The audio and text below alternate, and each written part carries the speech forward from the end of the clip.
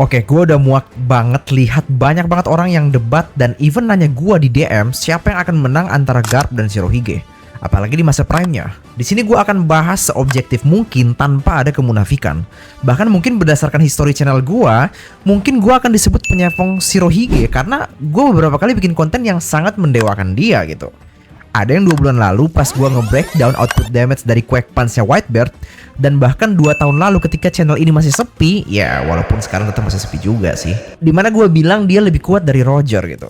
Maka dari itu gue akan bahas dengan sangat objektif di sini. Gue tidak akan memasukkan perasaan gue pribadi terkait karakter ini, hanya murni apa yang Oda narasikan dan scaling logisnya.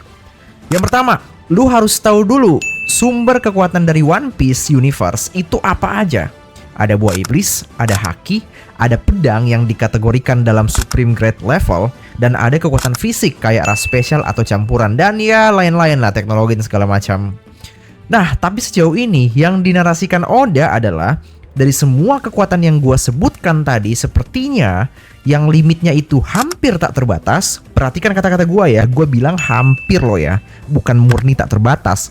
Karena gue udah mencium orang-orang tolol nanti akan komen, "Sok tahu lu bang, mana ada haki gak ada batasnya." Yang kelihatannya limitnya itu hampir tak terbatas, itu hanya haki dan devil fruit doang. Kalau pedang ya lu udah tahu limitnya kan ada di Kokuto dan Saijo Owazamono. Jadi kalau hanya Kokuto tapi cuman Owazamono kayak punyanya Ryuma, itu lu maksimum. Kayak Yorunya Mihawk lah gitu, baru itu udah maksimum. Sama juga kayak kekuatan fisik, sekuat-kuatnya fisik lo, kalau lo nggak punya haki, ya lo hanya akan seperti Ors Junior gitu. Tersisa haki dan devil fruit gitu. Tapi devil fruit pun itu agak jomplang. Ada yang kekuatan buah iblisnya itu hampir tak ada limit, seperti logianya para admiral, Yami-Yami, dan even Nika. Tapi ada juga yang limitnya itu sampah banget. Lu lihat aja buah iblis Mochi. Mau lu latihan sekuat apapun, in the end, lu itu hanya mochi. Mochi nggak punya daya serang sama sekali kalau lu nggak latihan haki. Berarti yang bikin lu jadi kuat itu bukan karena mochinya gitu, tapi karena hakinya. Nah, makanya tersisalah haki, dimana hanya bermodalkan haki, orang tuh bisa ngancurin gunung, ngancurin pulau, dan lain-lain gitu. Oke, lanjut. Lu sadar nggak bahwa dari 4 sumber kekuatan yang gue bilang tadi, Whitebeard punya 4-4-nya. Bahkan kalau gua mau bilang ya, Whitebeard ini mungkin adalah karakter dengan privilege terbanyak di dunia One Piece. 1. Fisik monster, badan gede, otot tebal, tinggi. Berarti kalau dia ngayun pedang atau tombak, udah pasti ayunannya tuh sangat kuat. 2. Dia punya 3 advance haki. Bahkan bisa make advance Hoshoku haki lagi. 3. Punya supreme grade weapon. Murakumogirinya itu berada di kasta tertinggi dalam ketajaman dan ketahanan pedang. Damage-nya juga ya berarti nggak main-main dong Saijo Owazamono. Dan yang keempat, punya buah iblis yang dikatakan sebagai paramecia terkuat di dunia, bahkan dikatakan bisa ngancurin dunia. Anjrit, ini orang butuh apa lagi? Dengan apa yang gua sebutin barusan, harusnya Whitebeard ini akan bisa ngelibas habis semua karakter di One Piece di luar Imu dan Joy Boy. Tapi dia ditahan imbang oleh Roger. Sebelum lo pada komen, "Bang, tapi kan di novel Ace dikatakan Whitebeard lebih kuat dari Roger." Tidak ada pernah dikatakan seperti itu. Gue sudah pernah buat videonya dan di situ gue akuin sebenarnya gue agak bohong dan gue memutarbalikan fakta sedikit. Videonya video yang sama yang gue tunjukin di awal tadi.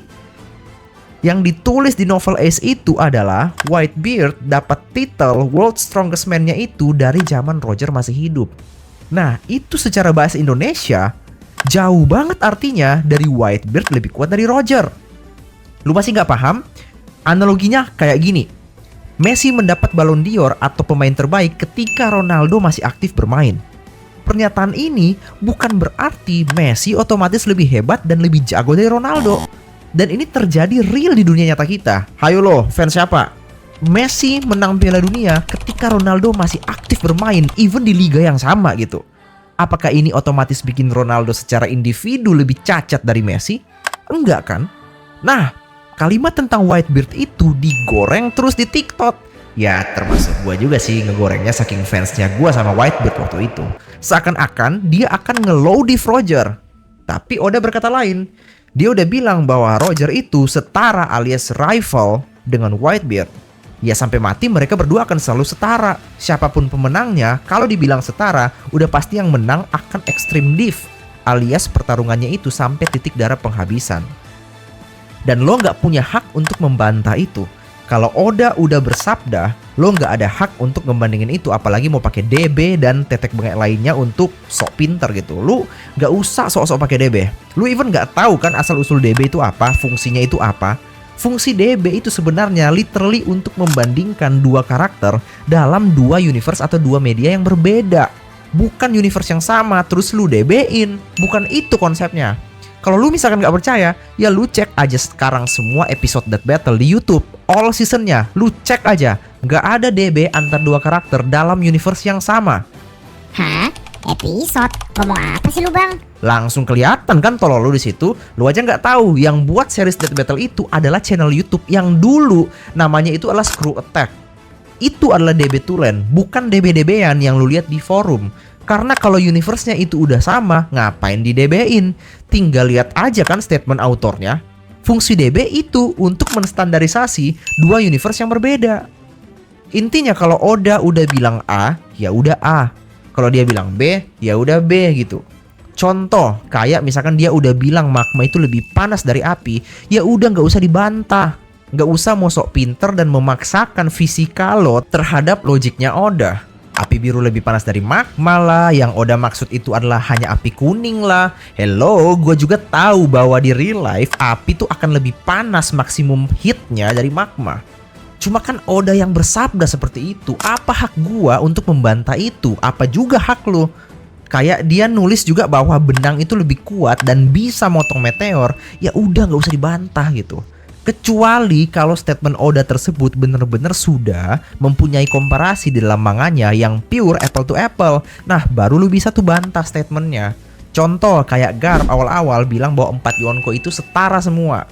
Nanti 1000 episode kemudian baru kita lihat kan perbandingannya. Output Haki Big Mom itu gagal nge-kill Lau even udah disamsakin. Tapi output Haki Shanks bisa langsung one hit kit.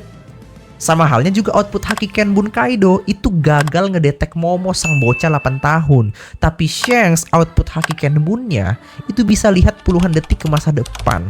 Nah ini kan komparasinya enak, apple to apple. Jadi lu tinggal bisa gampang tarik kesimpulan dan ngebandingin itu. Beda kayak misalkan lo bilang Mihawk hanya setara Yonko Commander Vista. Itu otak lu di mana? Mihawk aja not even ngeluarin hakinya di situ. Boro-boro haki, serangannya pun gak ada yang pakai nama. Terus lu langsung mau compare dengan Shanks gitu tanpa lu tunggu dulu fit yang apple to apple? Di mana otak lu? Nah, sekarang kita balik lagi ke Garp versus Whitebeard. Patokan scaling kita adalah melalui Roger. Karena both Garp dan juga Whitebeard itu sama-sama dinarasikan sebagai rivalnya Roger, yang artinya relatif atau setara ke Roger. Kalau Whitebeard itu setara dengan Roger, berarti tidak akan ada skenario dalam kamus lo bahwa Roger bisa nge-one shot Whitebeard. Sebaliknya pula, Whitebeard nggak bisa nge-one shot Roger karena mereka setara. Berarti kalau mereka setara, 100% output dari Whitebeard itu pasti juga bisa dihadang oleh 100% output dari Roger. Kalau nggak bisa, berarti mereka nggak setara. Sedangkan Oda udah bilang bahwa mereka tuh setara. Paham kan di sini?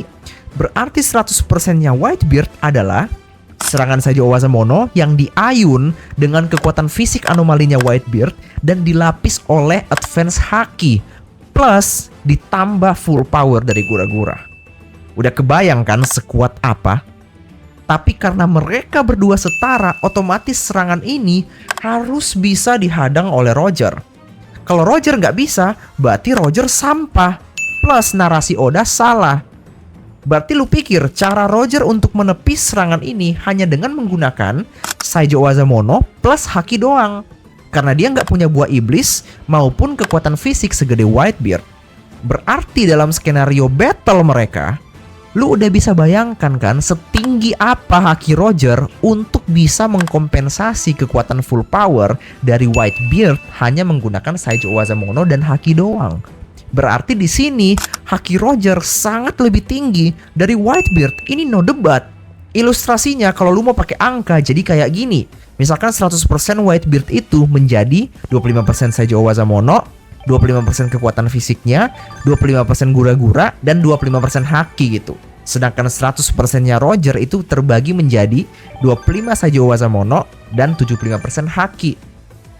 Nah sekarang tinggal lu masukin angka aja gitu. Terserah lu mau masukin angka berapapun, hasilnya akan tetap sama.